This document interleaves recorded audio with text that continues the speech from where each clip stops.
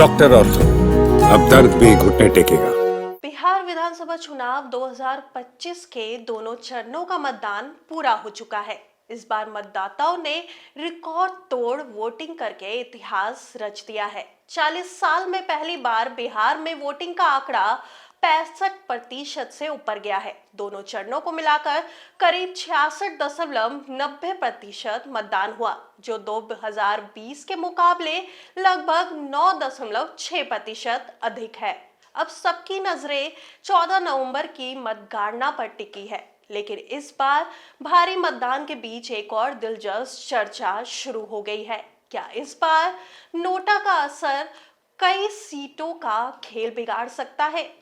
नमस्कार, मैं हूं निशा शर्मा और आप देख रहे हैं channel for news India. Supreme court के 2013 के आदेश के बाद चुनाव आयोग ने सभी चुनावों में नोटा यानी नन ऑफ द अबव यानी इसमें से कोई नहीं का विकल्प जोड़ा था। इसका मकसद था कि मतदाता को असंतोष जताने का अधिकार मिले। हालांकि नोटा से सरकार बनती या गिरती नहीं, लेकिन कई बार इसका असर बहुत गहरा होता है, खासकर उन सीटों पर जहां मुकाबला बेहद करीबी होता है।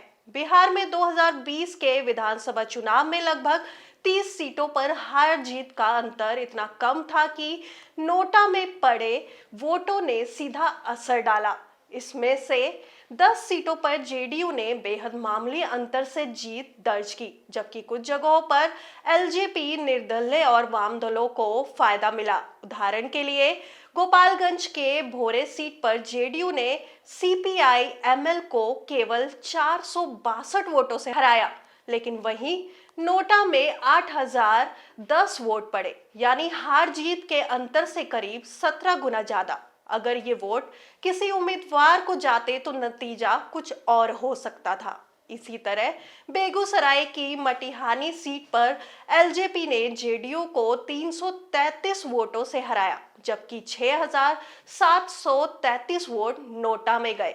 जमुई जिले के चकाई सीट पर 561 वोट के अंतर से निर्दलीय प्रत्याशी ने आरजेडी को हराया और यहां भी नोटा को 6521 वोट मिले। जमुई की झांसा सीट पर भी 1669 वोटों के अंतर से जेडीयू जीती, जबकि नोटा में 6278 वोट पड़े। अररिया की रानीगंज सीट पर जेडीयू को 2304 वोटों से जीत मिली, लेकिन नोटा को 5577 वोट मिले। हिलसा सीट पर मुकाबला तो इतना कड़ा था कि जीत का अंतर सिर्फ 12 वोटों का रहा, जबकि नोटा को यहां 1022 वोट मिले थे। ये नतीजे साफ दिखाते हैं कि छोटे छोटे अंतर में नोटा का रोल निर्णायक हो सकता है। बिहार के वोटर्स लंबे समय से नोटा का जमकर इस्तेमाल करते आ रहे हैं। नोटा का रोल निर्णायक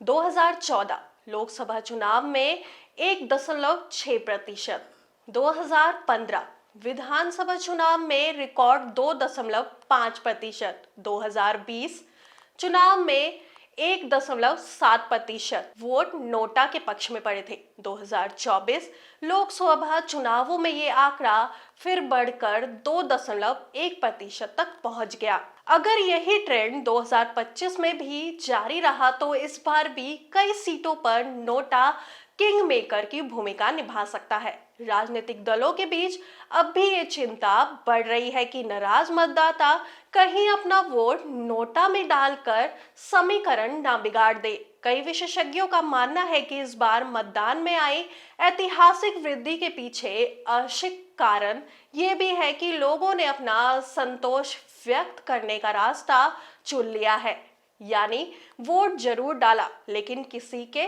पक्ष में नहीं। बिहार की 243 विधानसभा सीटों में से लगभग 70 से 80 सीटें ऐसी मानी जा रही हैं जहां मुकाबला त्रिकोणीय या उससे भी जटिल है। यह नोटा का प्रतिशत अगर 2 से 3% भी बढ़ा तो ये सीधा नुकसान किसी न किसी दल को पहुंचा सकता है, खासकर एनडीए या महागठबंधन के उम्मीदवारों को। 2020 की तरह इस बार भी कई सीटों पर हार जीत का अंतर 1000 वोटों से भी कम रहने की संभावना है। वहीं एनडीए और महागठबंधन दोनों खेमे अब नोटा पर नजर रखे हुए हैं।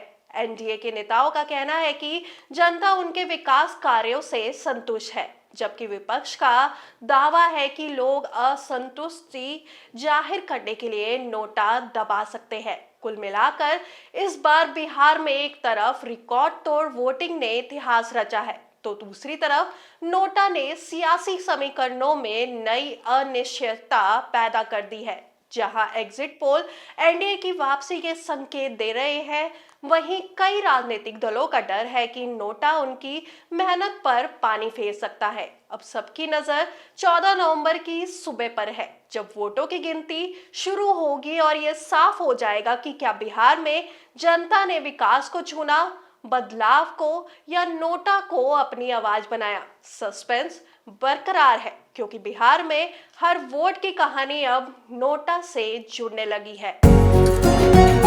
डॉक्टर ऑर्थो, अब दर्द भी घुटने टेकेगा।